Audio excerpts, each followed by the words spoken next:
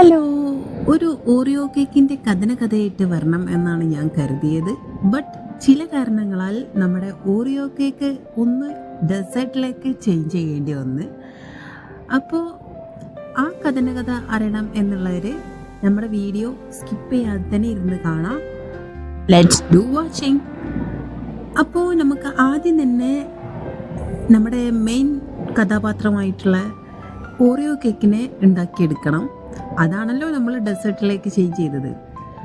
അപ്പോൾ ആദ്യം തന്നെ നമുക്ക് അതെങ്ങനെ തയ്യാറാക്കിയെടുക്കാൻ നോക്കാം.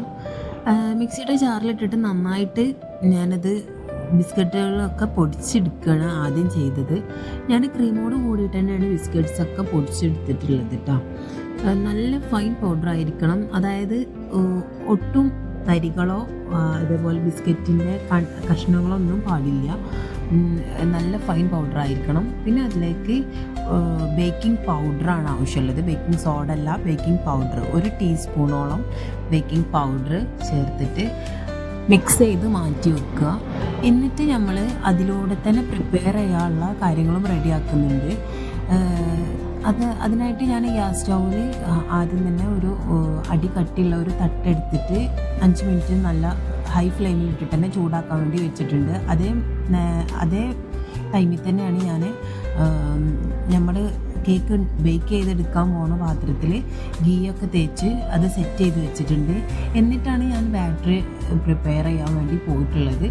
ഇനി നമുക്ക് ആ ബാറ്റർ ഒന്നും കൂടി ഒന്ന് സെറ്റാക്കി എടുക്കണം. അതിനായിട്ട് ഞാൻ നല്ലോണം ബേക്കിംഗ് പൗഡറും നമ്മുടെ ഓറിയോയുടെ പൗഡറും കൂടി മിക്സ് ചെയ്ത് അതിലോട്ട് ഇനി പാല് നമ്മുടെ കേക്കിൻ്റെ ബാറ്റർ കിട്ടുന്നത് വരേക്കും ഇങ്ങനെ ഇളക്കി യോജിപ്പിച്ച് കൊണ്ട് കേക്കിൻ്റെ ബാറ്ററിൻ്റെ രൂപത്തിൽ, അതായത് വെള്ളം കൂടാനും പാടില്ല കുറയാനും പാടില്ല എന്നുള്ള രൂപത്തിൽ നന്നായിട്ട് തന്നെ മിക്സ് ചെയ്തിട്ട് അതൊന്ന് സെറ്റ് ചെയ്തെടുക്കാം. കേക്ക്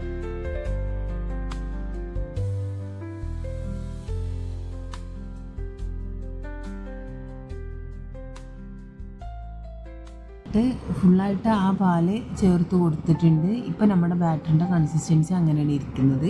ഇനി അത് നമ്മുടെ ഫ്ലെയിം കുറച്ച് വെച്ചതിന് ശേഷം നമ്മുടെ പാത്രം നമ്മൾ മേക്ക് ചെയ്തെടുക്കുന്ന പാത്രം അടുപ്പിൽ വെച്ചിട്ട് അതിലേക്ക് ആ ബാറ്റർ ഒഴിച്ചു കൊടുക്കുകയാണ് ചെയ്യുന്നത്. എന്നിട്ട് ഈ നോൺ സ്റ്റിക്ക് പാനിൻ്റെ ചില ഇതിലൊക്കെ ഉണ്ടാവും ഇങ്ങനൊരു ഹോള്. ആ ഹോള് നമുക്കൊന്ന് അടക്കണം.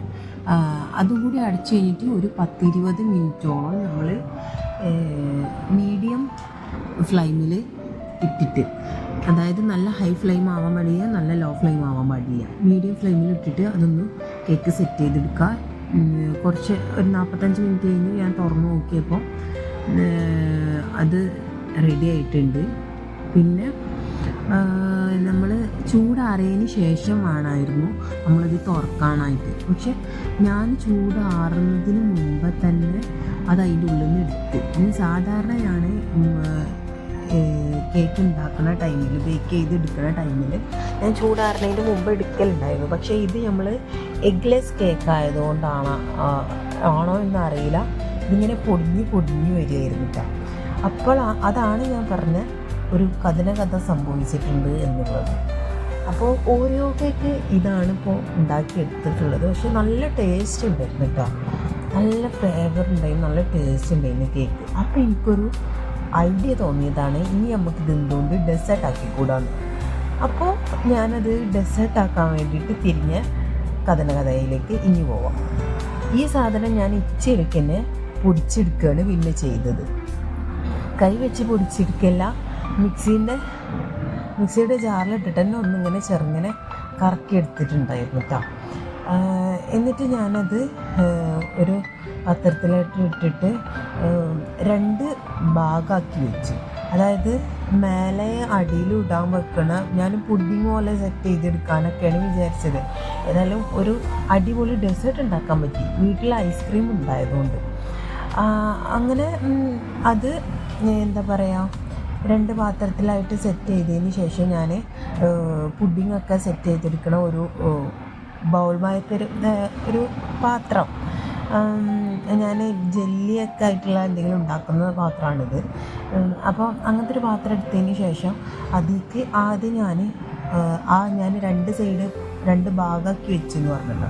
അതിൽ ഒരു ഭാഗം ഫുള്ള് ഞാൻ ആദ്യം അതിനടിയിൽ ഇട്ടെടുത്തിട്ട് എൻ്റെ അടുത്ത് വാനില ഫ്ലേവറിലുള്ള ഐസ്ക്രീം ഉണ്ടായിരുന്നു.